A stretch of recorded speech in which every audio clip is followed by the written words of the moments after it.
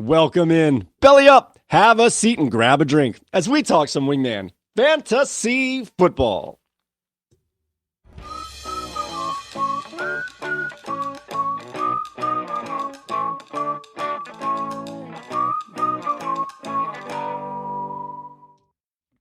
Welcome into another edition of Wingman Fantasy Football, the League Podcast. I am your host, Michael Furley, and as always, I'd like to thank all of you, or any of you who may be watching or listening to today's show. This is episode 141, a Week 16 Sunday morning quickie. And in this show, we'll see who's in and who's out for Week 16. We'll also review our show starts of the week, let you in on the players to watch in this week's Wingman Jam contest, and we'll let you know the very best way to get the most updated news to help you set your fantasy football lineups. But before we get any further along, guys, I want to make sure that everybody is in the room. Wingmen assemble! All right, now that everyone is here, this is a high-pressure situation for the fantasy managers out there. As for most of you, this is the semifinal week, and you are hoping to punch your ticket into the championship game next week. So I want to wish all of the managers out there watching this a very good luck, and I'm rooting for all of you. It might be impossible if you're playing each other, but it's true. I'm rooting for all you guys out there. All right, guys, it is now time to see who's in and who's out, who's hurt and who's not in this week's inactives. Let's start off with some updated news regarding IR, the injured reserve. We have Sincere McCormick was placed on the IR this week, meaning he's definitely not going to play this game, and he's out for the rest of the season. Same with Younghoe Koo. The Atlanta kicker was finally placed on the IR as that hip injury flared up once again, meaning he is done for the rest of the regular season in terms of NFL and, of course, the fantasy playoffs. Now for players who have a chance to come back before the season is over, Austin Eckler, who is still in the IR with that concussion, has one more week to sit out before he's able to return. Although in all fairness, there has not been any updates on whether he's looking like he may come back or not.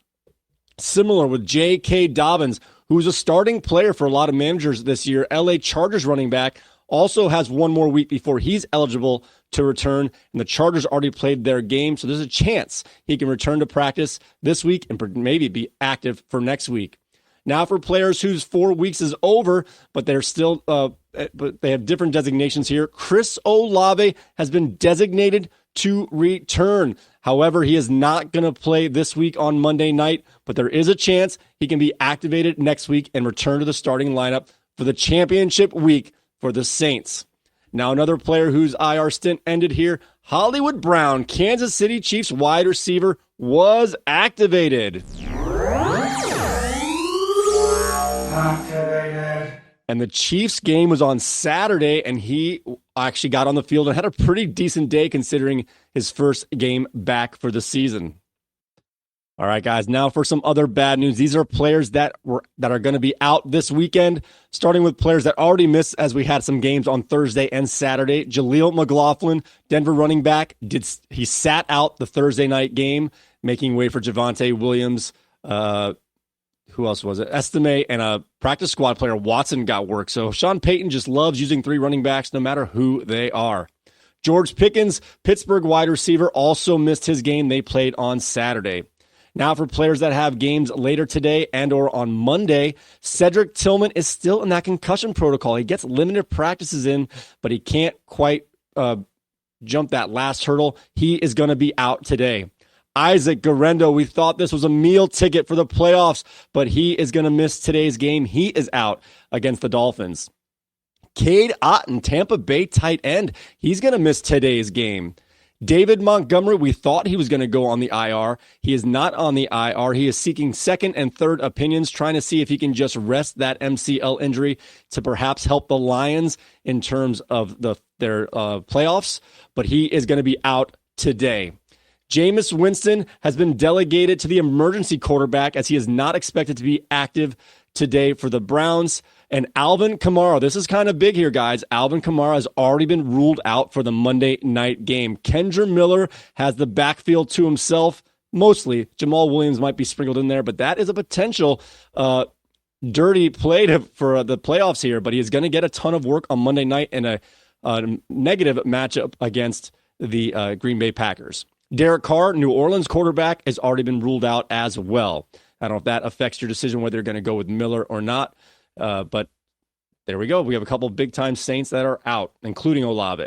All right, now for players that are either doubtful, questionable, and have some up or down decisions here, we have Jalen Waddle is now listed as doubtful, meaning he is not expected to play. David Njoku is still questionable with that. I believe it was a hamstring injury. I could be mistaken. But nonetheless, he missed last week. He wants to play. He's going to warm up with the intention to play, but at this point, he's a game-time decision. Braylon Allen is listed as questionable, and at this moment, he too is a game-time decision. Tyrone Tracy is questionable, but he expects to play this week. Tyreek Hill dealing with a wrist injury. He is expected to go this week. Tony Pollard, for the second straight week, did not practice, but I guess he feels he's expected to play, and the indications are that he's good to go. Not sure if he'll be able to make it through the whole game, but he's definitely going to start it. So those Tajay Spears managers, I still think Tajay Spears is a decent play, but it's not a smash play he would have been if Tony Pollard missed. Zach Ertz, who's dealing with a concussion and shoulder injury, is gung-ho trying to get back today, and if things go well in warm-ups, he is expected to play. Jalen Coker, wide receiver for the Carolina Panthers, he too is expected to play. Now for players that had injury designations throughout the week, but those designations are gone, these guys are going to play. We have Geno Smith, Seattle quarterback, is going to play. His backfield mates here, Kenneth Walker is making his return. He too is going to play. Zach Charbonnet was listed as questionable during the week, but he is off their injury list and he is going to play. So it's very interesting how they're going to split up this backfield. We will wait and see. Saquon Barkley, who was banged up in and out of the lineup last Sunday, did not look right during the game, but he practiced in full all week and he is going to play. Bucky Irving is off of the injury list and he is good to go. Isaiah Davis, New York Jets running back, is going to play today. So even if Braylon Allen is active, it looks like Isaiah Davis will be the second string running back today. And the good news, although a week late, Breece Hall is off the injury report and he is going to play and he is going to be good to go. T. Higgins, Cincinnati wide receiver, he would miss practice this week, but he is off the injury report, and he is good to go. And Aiden O'Connell is off the injury report. There hasn't been a declaration who's going to start, but if he's healthy, I just assume he's going to play today. So Aiden O'Connell is off the injury report. I expect him to start today. All right, there is a little bit of a weather watch out there, guys. No precipitation or snow that I noticed, but there's going to be some cold days out there today. Starting off with Buffalo, it's barely going to get into the teens today. It's going to be freezing cold in Buffalo as the New England Patriots take on the Buffalo Bills up north there. The Cleveland Browns at Cincinnati. This game is 30 degrees. That's my threshold today because it's cold everywhere. It's going to be 30 degrees in Cincinnati, but a clear day with minimal wind. This one looks like the worst weather of all the games today. It's cold, the coldest of the year for this region so far, or this city, and but it's going to be windy and cold. Yuck, yuck, yuck. The LA Rams at the New York Jets. It's going to be in the 20s today, and wind's going to be up and down, but it might be I don't want to give you a strong thing here because it's gusty, but it's going to be between 10 to 20 mile an hour winds with gusts up, from 15 to 30. So it's going to be breezy, if not windy, and it's going to be cold. We mentioned this in our last shows. If you saw any of our other shows, Aaron Rodgers has been cooking, and I was saying that the old guys like playing in Florida. His last two games were in Miami and then Jacksonville. It's back to the cold weather, and those old brittle bones are going to lock up today. Philadelphia at Washington is going to be cold in the capital. It's going to be 30 degrees there as well. And I had another game that I didn't write down because it didn't make the threshold, but I'm going to say it here anyway. The Carolina Panthers, their game is going to be in the low 40s, and being that they're a more southern team, that might feel just as cold to them as the 20-degree temperatures in the more northeastern parts of the country. All right, guys, it is now time to take a look at our show's starts of the week. Bring it in. Take a knee. Who wants in? Oh, pick me! Oh, I know, me! All right, son, don't let me down. You're in. Wingman Fantasy Football starts of the week. All right, guys, we're going to start with my co-host, Mr. Bernie, his starts of the week this week. Starting off at his quarterback position, he's going with Jared Goff in the outdoor game against the Chicago Bears. And it's not a good matchup on paper in terms of fantasy. The Bears give up the second fewest points to the position. I think this is mostly due to the fact that the differential between their defensive parts of this field here, their running defense is much worse than their passing defense. So teams take the path of least resistance. Nonetheless, he's going with Goff, trying to regain after last week's loss and getting back in that MVP conversation. His running back start of the week is Devon the Man Achane up against the 49ers, and the 49ers give up the 12th most points to the running back position. I kind of expect that game today in Miami to be a bit of a shootout. The weather is great. It's going to be in the 70s. It's going to be clear, and we've got quarterbacks who can't handle the cold or the rain, so these guys have a chance to perform well today. His wide receiver start of the week, Mr. T. Higgins against the Cleveland Browns, who give up the 8th most points to the wide receiver. Quick review here. Mr. Bernie's got Jared Goff, Devon Achane, and T. Higgins for his starts of the week. All right, guys, now it's time for my starts of the week. Let's see how they do. I'm sticking with the same game. We're going with those birds in Arizona. The Cardinals are up against the Carolina Panthers, and I'm going to get at least 2 out of 3 here. I'm hoping and guessing here. Hopefully 3 out of 3. We've got at the quarterback position, Kyler Murray, looking to rebound from last week. Even though they won last week, he did not do particularly well. And the Panthers give up the 6th most points to the quarterback position. Again, staying in that game, James Sweet Feet Connor up against the Panthers, who give up the most points to the running back position. And Trey McBride of Frankenstein. Alive! It's alive! It's alive! Trey McBride is getting his first receiving touchdown of the year today. Mark it down, and he is going to have a fine game against those Panthers, who give up the 2nd most points to the tight end position. All right, guys, I want to invite you guys to join our Wingman Jam game. We have 2 listeners out there who put their picks in this week finally. We have Ken T going with the Dolphins. Yeah, I believe he has, I didn't write it down here. I think he has Tua and Jonnu Smith.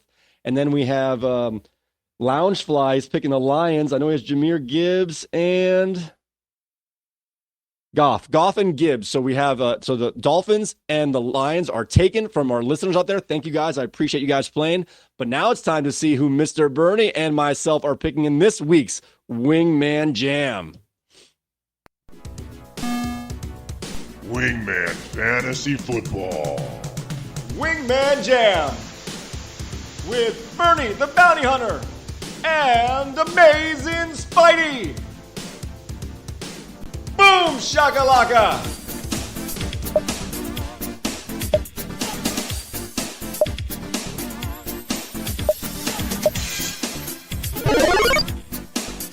Arizona Cardinals. Atlanta Falcons. This one's for the birds. Wait, birds aren't real? If you believe that, I've got a bridge in Brooklyn to sell you.